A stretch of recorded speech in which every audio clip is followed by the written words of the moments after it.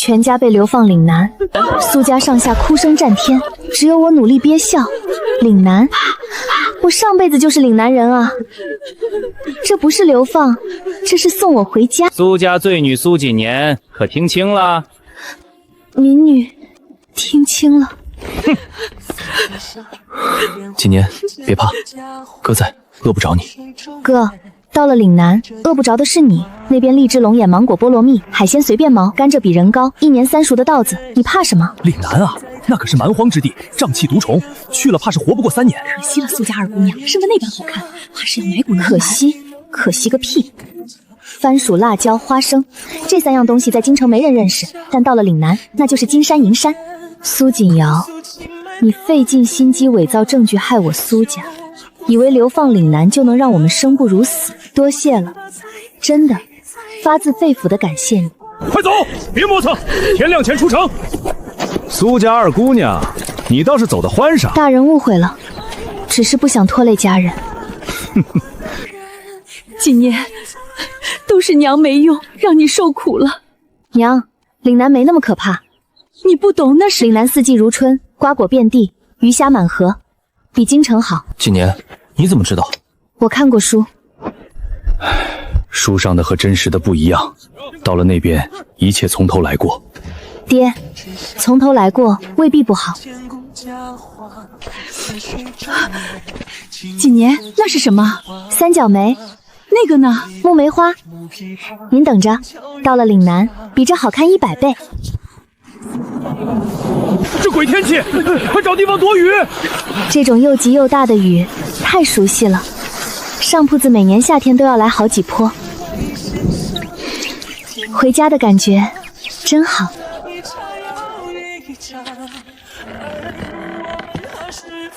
苏家二姑娘，保重。他大概觉得我活不了多久。苏大人，上头说安置你们一家，可县里实在没多余的宅子，只有城外3里地有间空屋，你们先凑合住着。多谢周大人。土方结构还行，修能住。后院的地少说有3亩，土质黝黑松软，好地，挺好的。锦年，你说什么？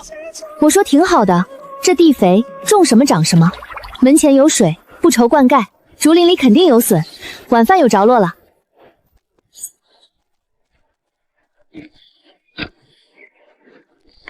上辈子我就是岭南农村出来的，砍柴挑水种地做饭，样样拿手。穿书穿到京城那3年，才是我人生中最不自在的日子。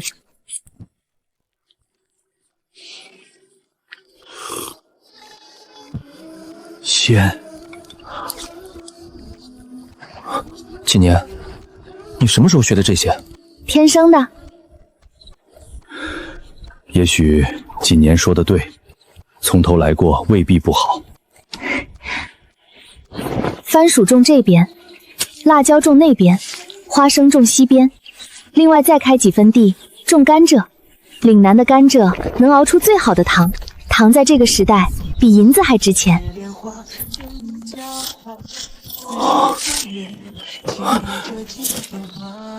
你还会修房子？不难。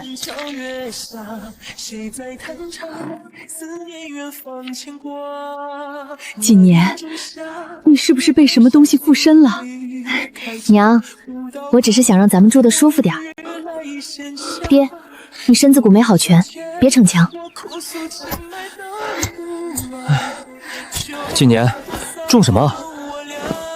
这个。这是啥？番薯，种下去3个月，1亩地能收2000斤。2000斤？蒸着吃、烤着吃、煮粥吃都行，还能做粉条。後生女，你係攞邊嚟嘅？係呀，阿伯。你係講白話？細個學過。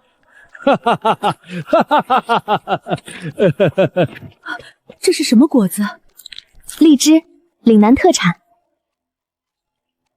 锦年，这也太好吃了。娘，这边遍地都是，等到6月，满山的荔枝随便摘。妹，我觉得被贬到这儿也不是不行。闭嘴，让人听见，还以为咱们不知悔改。城外苏家那个流放来的二姑娘，种了几亩地，每天在溪里捞鱼，活得可滋润了。不是说京城来的大小姐吗？还会种地，人家不光会种地，还会讲白话。阿福伯说他地道得很。流放犯人活得比本地百姓还自在，传出去本官脸往哪儿搁？你去查看查看。你们过得还行？托县令大人的福，还活着。这凉茶也是你煮的？金银花加菊花，清热解毒，岭南湿热，多喝点好。好喝，比县城茶铺的都好。师爷喜欢就多喝几碗。苏姑娘，你们安分守己就好，有什么难处跟县衙说一声。多谢师爷。妹，你是不是在收买人心？不是收买，是搞好关系。有区别吗？有，收买要花钱，搞好关系只要花凉茶。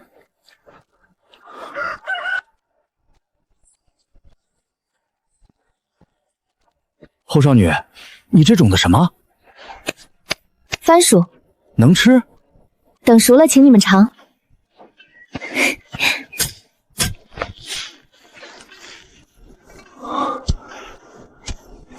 一窝8个，一笼少说50窝。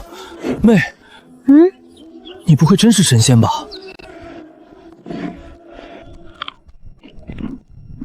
后生宇，你这东西真能亩产2000斤？阿伯自己看。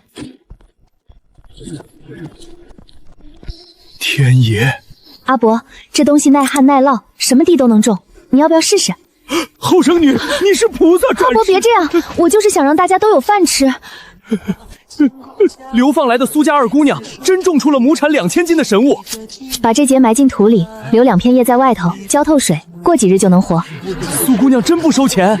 不收。今年爹做了一辈子官，不如你做的这一件事。爹，你被冤枉的不是你的错。是不是冤枉已经不重要了。苏景言，你让我明白，做实事比做官重要。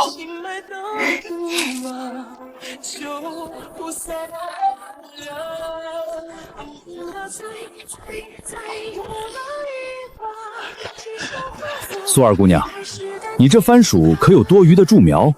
有，大人想推广。本县辖下6万百姓，半数靠天吃饭。若这番薯真的亩产2000斤，大人放心，我教。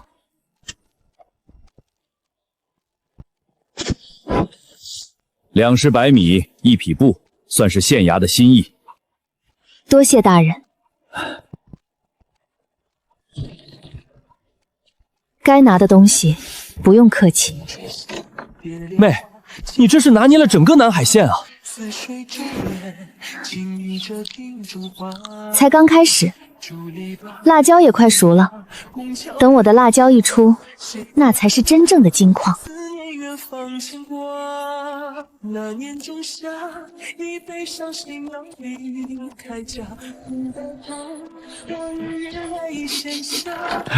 后生女，你又整什么好东西？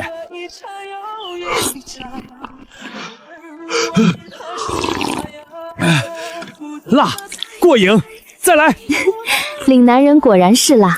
后生女，这红色的东西叫什么？辣椒。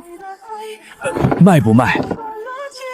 卖，但不是卖给你，我给你种子，你自己种。但是什么？你帮我个忙，我想在县城开个铺子。包在我身上。我表弟在县城有间空铺面，租给你，便宜算。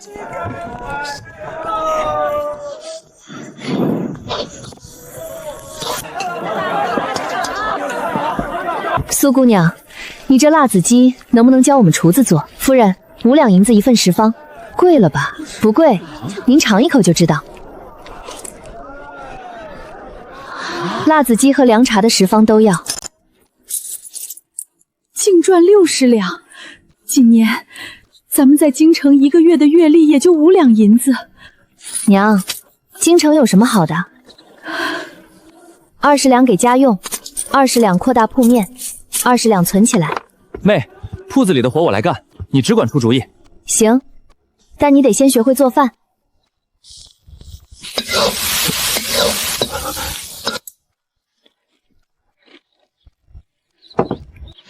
麦色差点，但味道到位了。我开始腾出手来做下一件事，熬糖。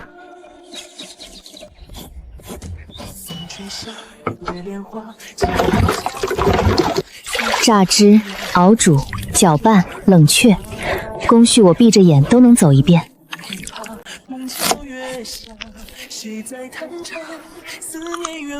这是糖？红糖，补血养气。在京城，1两糖要5两银子，而现在我们在后院就能做出来。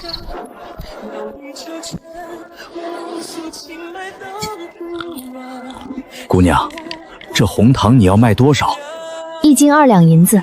贵了。掌柜的，京城的白糖1斤10两，我这红糖比白糖养人，2两银子便宜得很。你能供多少？现在40斤，下个月开始每月200斤。200斤？后面还能更多，但我有个条件，独家供货，福源商行包销，但你得帮我打通广州府的渠道。苏姑娘，你是流放来的？是，有问题吗？没有。成交。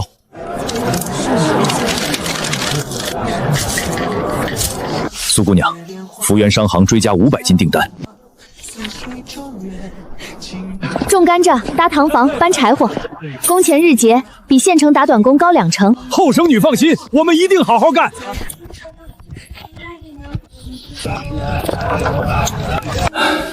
今年你比爹有出息。爹，你要是没被冤枉，我也没机会来岭南。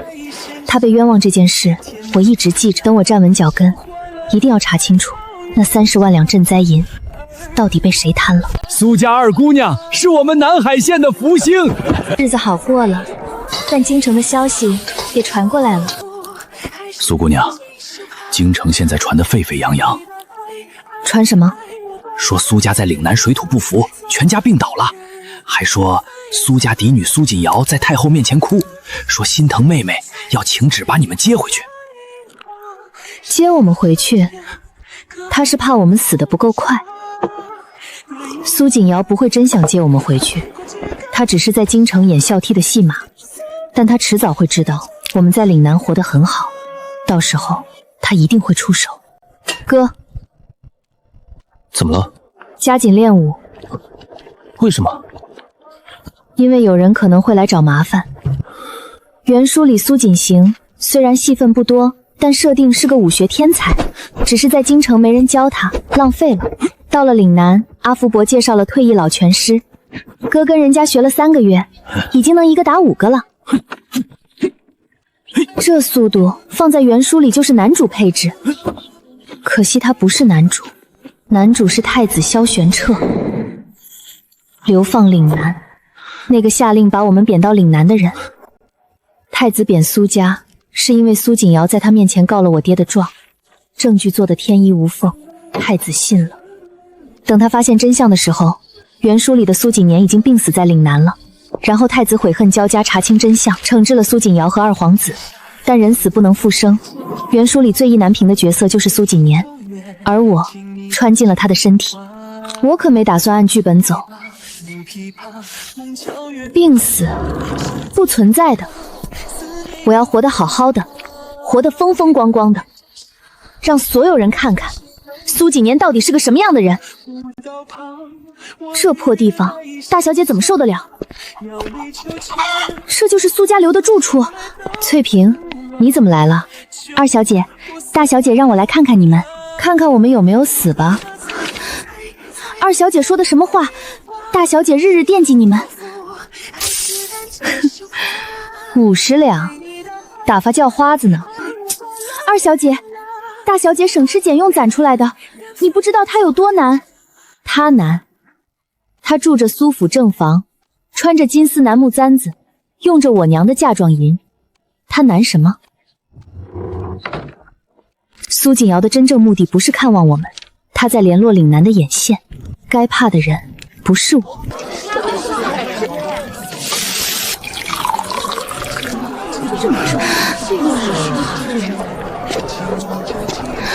我等着苏锦瑶的下一步棋。苏姑娘，这个特产税明摆着冲你来的呀！我知道，你知道你还这么淡定，30%的税，你的堂房还有利可图吗？这税不光影响我，影响整个岭南。您觉得广州知府会坐视不管？你的意思是，大人只管把岭南各县的反对意见收集起来，联名上报。这种税收不合组织。可是，这道政令是二皇子牵头的。二皇子再大，大得过朝廷法度。行，我写折子。朝廷驳回特产税。苏姑娘，我服了，你一个流放的罪臣之女，硬是搅动了半个朝堂。大人过誉，我只是不想多交税。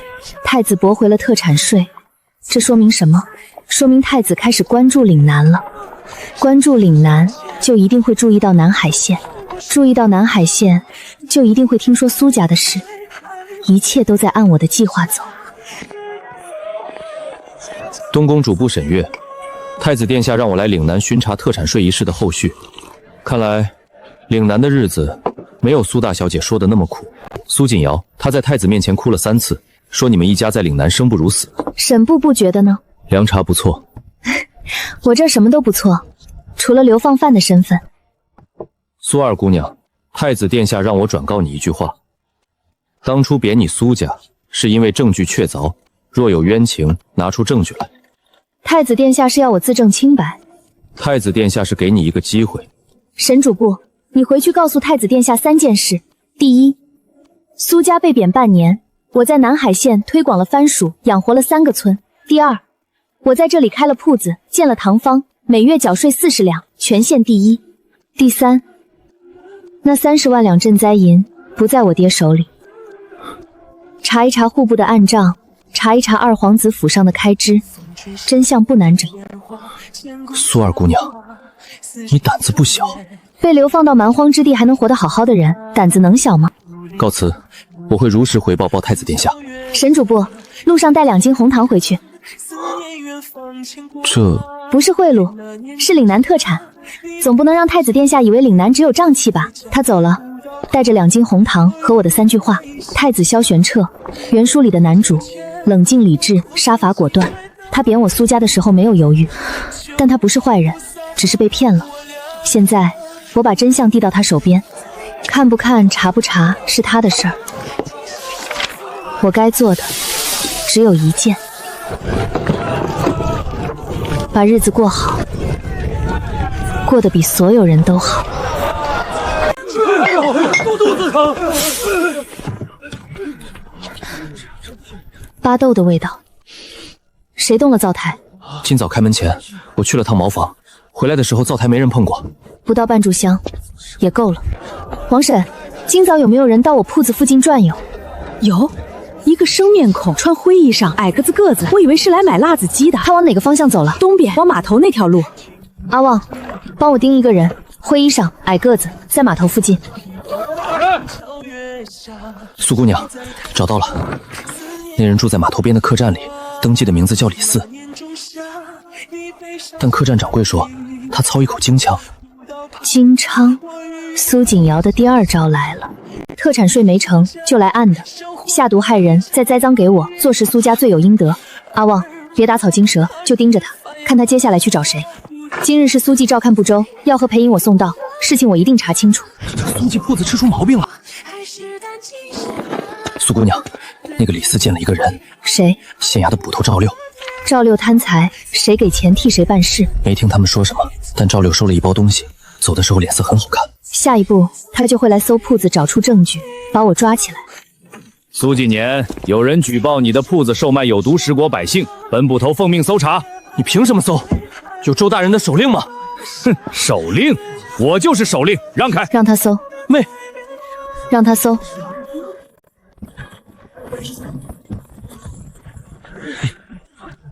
人赃并获，苏纪年，你还有什么话说？赵捕头，这包巴豆粉是你刚才放进去的。你血口喷人！是吗？我亲眼看见赵捕头进门的时候，右手揣在怀里，搜到灶台的时候，手从怀里伸出来，多了一包东西。我也看见了，赵捕头弯腰的那包东西是从他袖子里掉出来的。赵捕头，我陈某人做生意几十年，从没见过这么蹩脚的栽赃。你们合伙诬陷朝廷命官！朝廷命官，赵六，你什么时候升了朝廷命官？你就是个捕头。大人，我赵六，你收了谁的银子？大人没有我。阿旺，这是赵六藏在家里后院枣树下面的银子，100两。事成之后另有重赏。还有这个，拿下赵六，关入大牢，听候发落。大人饶命，是京城的人让我做的，那个姓李的。姓李的在哪儿？码头客栈。小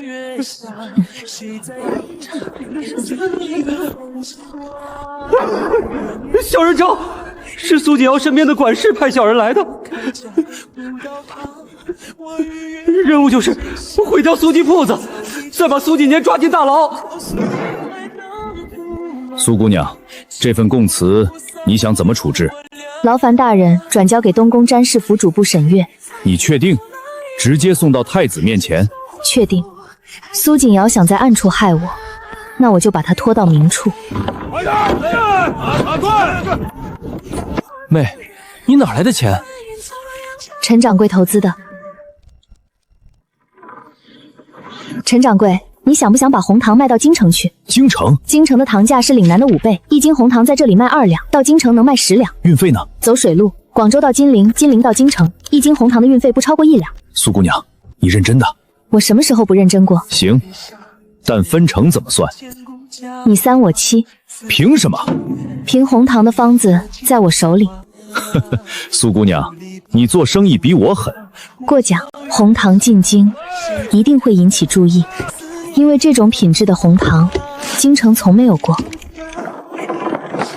一旦有人追查来源，就会查到岭南，查到南海县，查到苏家，到时候所有人都会知道，被流放的苏家在岭南做出了京城最好的糖。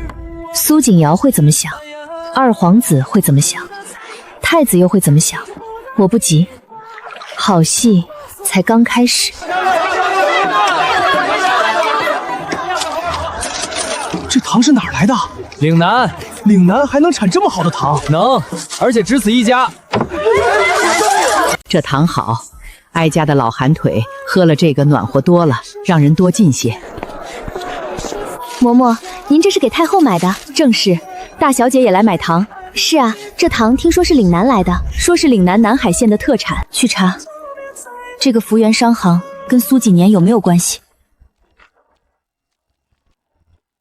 大小姐，查到福源商行的岭南总号在南海县，红糖是南海县一间糖坊生产的，糖坊东家叫陈福源。苏锦年呢？没查到苏锦年，他的名字不在任何文书上，查不出不代表没有关系。翠萍，去告诉二皇子，就说苏锦年在岭南不老实。是。一个流放的庶女还能翻出什么少话？殿下，苏锦瑶说那个红糖生意可能跟苏锦年有关。可能？没有证据的事，别拿来烦本王。告诉苏锦瑶，管好她自己的事。派个人去岭南，看看苏家到底在做什么。苏家二姑娘了不起，她的番薯救了全村的命。她教我们种甘蔗，从不收钱。苏二姑娘，你是？在下钱锋，游商，路过南海县，听说苏姑娘的红糖不错，想谈笔生意。钱先生请进。苏姑娘，你的红糖在京城卖得很好，是吗？福源商行的红糖15两1斤，供不应求。那是陈老本的生意。是吗？我听说红糖的方子是苏姑娘的。钱先生消息灵通。苏姑娘，我开门见山，我代表的人想买你的红糖方子，价钱好商量。你代表谁？这个不重要。不，很重要。钱先生不是游商，你的鞋底没有泥，手上没有茧，身上的衣料是京城锦绣纺丝蜀锦，游商穿不起这个。苏姑娘好眼力。你代表二皇子，还是别人？苏姑娘，你猜到了？不难猜，能从广州知府那里调阅税册的人，整个大齐不超过10个，二皇子是其中之一。苏姑娘，二殿下的意思是把方子交出来，苏家的流放可以减刑。减刑？钱先生，麻烦你回去告诉二皇子，方子不卖，苏家的刑也不用他减。你确定？确定。苏姑娘，你得罪的人，你可得想清楚。想得很清楚。妹，你刚才是不是把二皇子的人给赶走了？不是赶走，是拒绝。有区别吗？有，赶走会惹麻烦，拒绝只是不给面子。不给二皇子面子不是更大的麻烦吗？不会，因为接下来有人会比二皇子更先找上门。谁？太子。苏二姑娘，太子殿下看了你上次提供的供词，怎么说？已经派人查了，户部的案账确实有问题。查出什么了？30万两赈灾银，实际到户部的只有20万两，另外10万两在拨发之前就被截留了。截留的人，沈主簿不方便说。不方便说的意思就是牵扯到了二皇子。沈主簿，太子殿下还有别的话吗？太子殿下让我问你，你想不想回京城？现在不想。不想？你不是被冤枉的吗？被冤枉的是我爹，不是我。我在岭南过得挺好的。可是，沈主簿，回京城有什么好的？空气干燥，冬天冷得要命，荔枝20两一斤。太子殿下说，如果查实你爹是冤案，可以恢复官职。苏二姑娘，恕我直言，你比我见过的任何京城贵女都通透。谢谢。恢复官职不急，急的是查清真相。真相不清，官复原职了也坐不稳。还有一件事。说。太子殿下想亲自来岭南看看。太子要来岭南？原书里太子从没来过岭南，看来剧情已经偏了。太子殿下公务繁忙，何必亲自跑一趟？太子殿下说，岭南的红糖太好了，他想看看是怎么做的。红糖是借口，真正想看的是我。替我转告太子殿下，岭南欢迎他，但来了之后得尝尝我做的辣子鸡。苏二姑娘，你是第一个敢让太子殿下吃辣子鸡的人。殿下不吃辣？殿下什么都吃。告辞，等殿下的消息。太子萧玄钦，原书里高高在上的储君，冷面冷心，铁腕治国，唯一的弱点就是苏锦年。可惜原书里等他发现自己的心意时，苏锦年已经死了。现在苏锦年还活着，还活得好好的，还在岭南做辣子鸡。太子来之前，我做了3件事：第一，把唐坊的账目理了一遍，清清楚楚，经得起任何人查；第二，让我爹写了一份自述，把当年户部的经手流程全部写清楚；第三，让阿福伯的村子在太子来之前把冬季的番薯都种上。妹，你这是要给太子看什么？看岭南不是蛮荒之地，看苏家不是罪人，看我苏锦年有多能耐。你不要脸！不要脸才能活。你就是苏锦年。公子喝茶，我就是苏锦年。你知道我是谁？南海县城突然多了8个身手不眠的人，你说我知不知道？听说你的辣子鸡不错。不错，但殿下能吃辣吗？别叫殿下，叫公子。好，公子能吃辣吗？试试。就这些。公子嫌少？嫌简单。好吃不在多。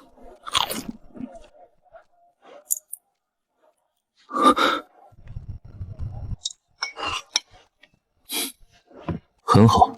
不知道说的是菜还是人。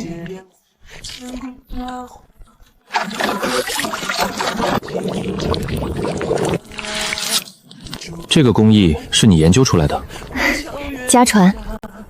这位大人，苏姑娘是我们全村的恩人呐，番薯名产2000斤。苏姑娘教我们种地不收钱，还给村里看病。以前我们一年到头种不出几百斤粮食，现在家家户户吃得饱饱的，这全是苏姑娘的功劳。苏锦年，在。你在岭南做的事，比许多朝廷命官做的都多。我只是想让自己和身边的人过好日子。苏姑娘，殿下夸你了。我听出来了。你怎么不激动？激动有什么用？我还有3亩地没翻。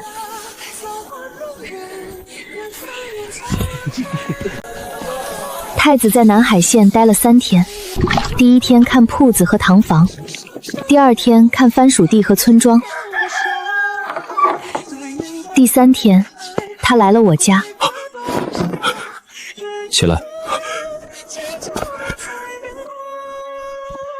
苏明远，你在户部的事，姑已经在查了。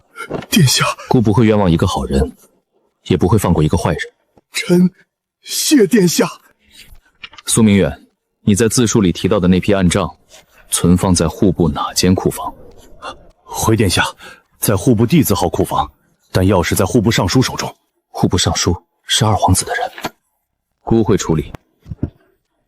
苏锦年在。你想不想回京城？公子，我说过了，现在不想。为什么？岭南好，水果多，鱼虾鲜，一年四季不冷，荔枝不要钱。苏姑娘，殿下从没对一个人问过2次同样的问题。所以呢？所以你记住今天。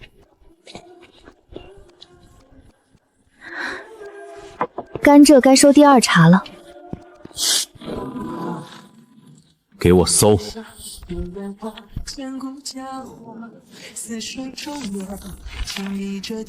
父皇，儿臣冤枉！彻查！苏姑娘，京城来大消息了。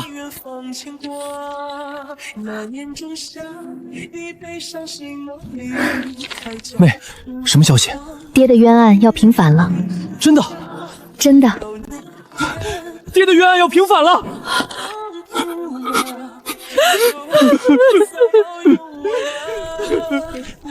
苏锦瑶，你的好日子到头了。查户部侍郎苏明远贪墨一案系伪证陷害，即日起恢复苏明远官职，苏家流放之刑撤销，苏家全员可自行返京。多谢周大人这半年的关照。哪里，都是苏二姑娘的功劳。苏姑娘，你们要回京城了吧？回，但不急。姑娘，你不回去，冤案平反了，官也恢复了，为什么？大人，我的甘蔗还有1个月才收完。阿伯，按照这个来，质量不会差。后生女，你真的要走？要走，但唐伯不走，铺子也不走。你不在，谁管事？你管种植，陈掌柜管销售，你大儿子阿旺管日常。有拿不定主意的，写信给我。后生女，你在京城过得不好就回来，这里永远有你的家。岭南，上辈子的家，这辈子的根。妹，想什么呢？想回来怎么办？还没走就想回来？京城没荔枝吃。锦年，这面条怎么没味道？娘，习惯了岭南的口味，什么都觉得淡。到了京城，你给我做辣子鸡。行。来的时候是押送，赶路如逃命；回去的时候是自由人，慢悠悠的。苏大人、苏夫人，太子殿下命我来迎接各位回京。谢。太子萧玄彻，你记住了我的凉茶，我记住了你的好，但这不代表我会对你客气。我娘的嫁妆，家里的藏书，我爹的官袍，全被苏锦瑶代为保管了。爹，明天你去吏部报到。哥，明天你去京城最大的商行打听行情。娘，明天你去苏府找苏锦瑶。户部侍郎的位置已经被别人占了，但吏部给了一个同等品级的闲职，我爹没有不满。有官职就行，具体做什么不重要。福源商行的红糖已经占了京城糖市40%，可二皇子被禁足后，有人在暗中打压福源商行，抬高白糖价格。林夫人，叫你们大小姐出来。母亲，您来了。锦瑶，我的嫁妆还回来。母亲说的什么嫁妆？都在库房里放着呢，谁动了？那就开库房，一件一件对清单。母亲，这事儿不急，该今天，现在。金银首饰少了1半，丝绸布匹少了70%，还有一套红珊瑚头面，整套不见了。锦瑶，东西呢？可能下人弄丢了。哪个下人？叫过来。已经遣散了。锦瑶，你要是3天之内不把东西还齐，我就去大理寺。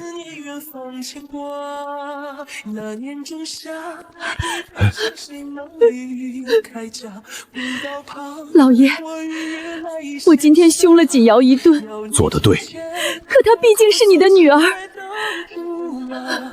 她害我入狱，害全家流放，她不配做我的女儿。苏锦瑶，你的报应才刚开始。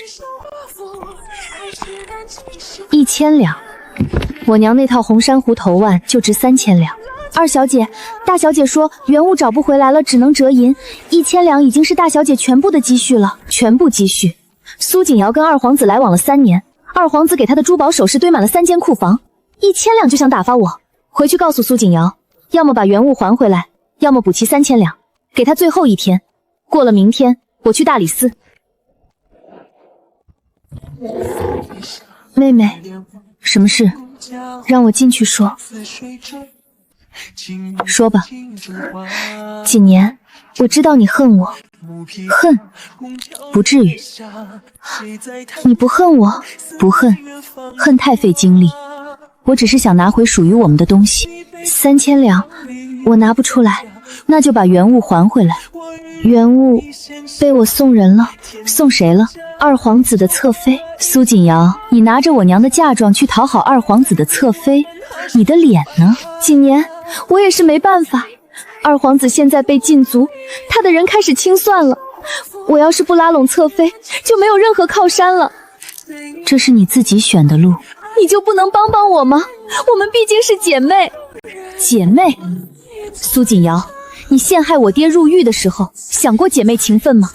你伪造证据让我们全家流放的时候，想过姐妹情分吗？3000两，明天之前送到。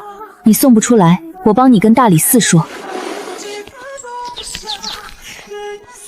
苏锦年，你变了，是你把我逼出来的。妹，你对他会不会太狠了？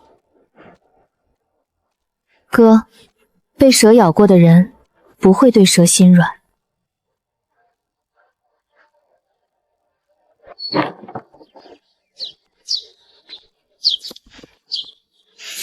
几年这笔账我记着，记着就记着，我也记着呢。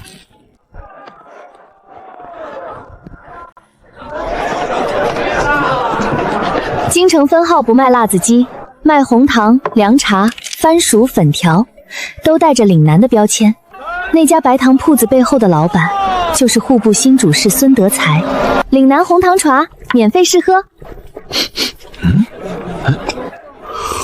这糖水真暖，给我称1斤。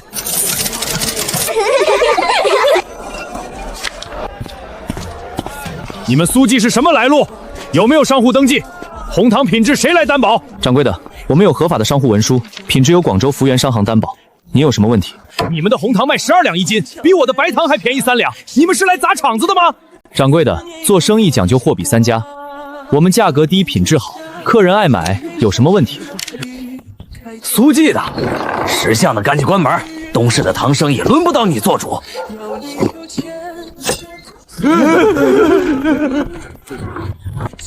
有人举报苏记红糖来路不明，本官奉命查验。苏姑娘，你的手续齐全，本官找不到查扣的理由。多谢大人。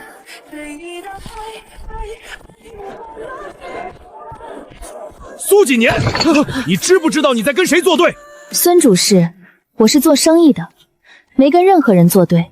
你把红糖卖到12两，我的白糖还怎么卖？孙主事，你的白糖卖15两，品质还没我的红糖好，这不是我的问题，是你的问题。好，苏锦年，你等着。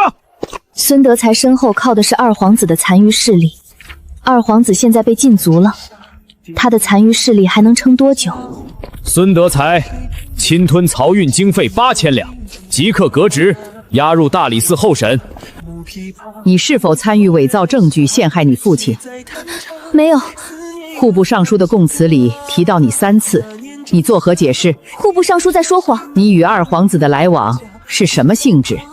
提供苏明远私人印征，助二皇子伪造贪诺账仓，上面写得清清楚楚。臣女认罪。苏锦瑶，你身为苏家嫡女，勾结皇子，罪不容赦。即日起，逐出苏氏族谱，贬为庶。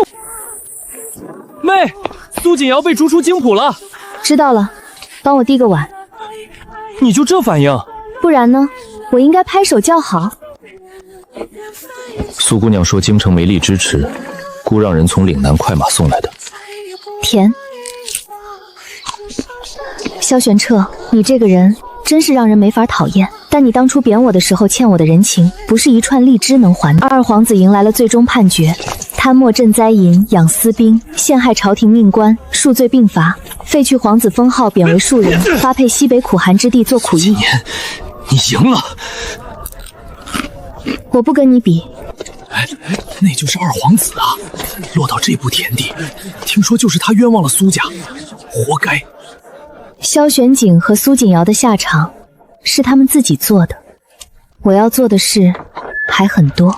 红糖的生意已经铺到了金陵和苏杭，现在推广番薯。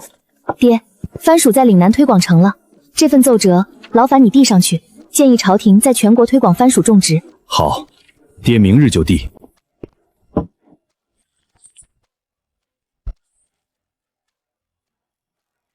准，令户部拨银5万两，在各省示众。此奏折若为苏二姑娘所写，其才不在朝臣之下。殿下，来吃饭吧。苏姑娘，殿下亲笔写的，你不高兴？高兴，但更高兴的是番薯能推广开。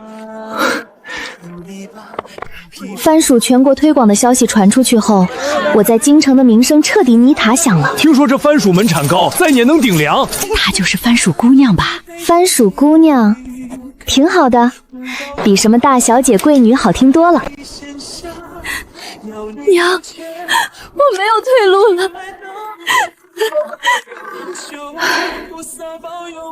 锦瑶，你做的孽是该还了。娘，你也要骂我吗？我不骂你，但你自己想想，从头到尾有一件事你做对了吗？我可以收留你，但从今日起，你在庵堂里做粗活，抄经念佛，不得出门。二小姐，求您收留我，我无处可去了。起来，铺子里正缺人手，你去后面帮忙。二小姐大恩大德，别磕了。今天有300斤红糖要分装。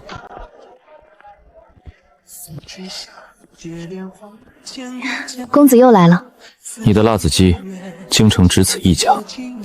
不做辣子鸡了，改卖红糖了。那就来1斤红糖。姑，我给你20两。不打折。苏锦年在。你在岭南的时候，我问过你2次想不想回京城，你都说不想。是。现在呢？现在还是岭南好。那我去岭南。什么？我说，那我去岭南。你是太子，你去不了岭南。太子也得吃饭，岭南的饭好吃。你就为了吃？还为了一个人。萧玄彻，你贬我全家去岭南的事，我还记着。我知道，所以我来还债。封苏氏锦年为诰命一品夫人，赐岭南封地1000亩，金银10000两。一品夫人，谁的夫人？猜，苏锦年，我贬你去岭南，现在封你做岭南的主人，够不够还债？不够。还差什么？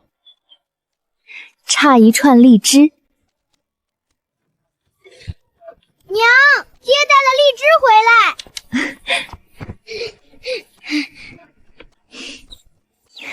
又偷吃了几颗？5颗？6颗，但我只伸了5个手指。你跟你爹一样不老实。我哪里不老实了？妃子笑，今年的头一批。甜，跟5年前一样甜。萧玄彻，当初你贬我来岭南的时候，有没有想过今天？没有。那你后悔吗？后悔？后悔什么？后悔没早点贬你，早点贬，早点来找你，早点吃上辣子鸡。锦年，你知道这意味着什么吗？意味着老百姓能吃饱饭了，意味着你救了几百万人的命。别夸我，番薯又不是我发明的，但是你推广的。哥哥坏，不练了。不行，爹说了，皇子不能懈怠。我不要当皇子，我要当做糖的。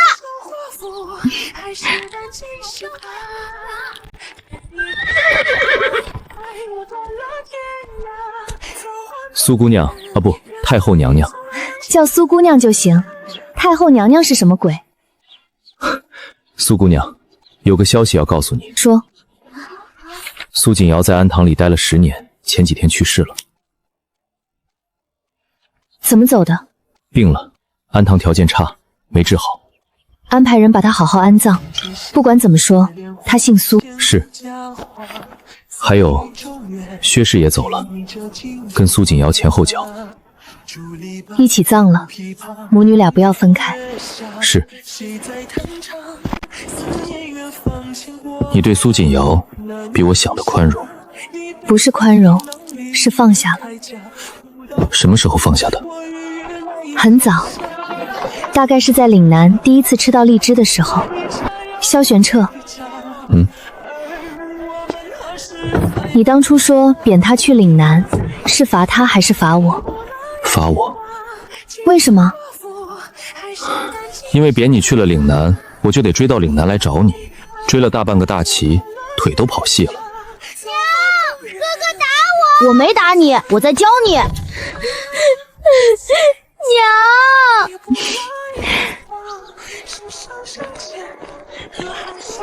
这辈子值了。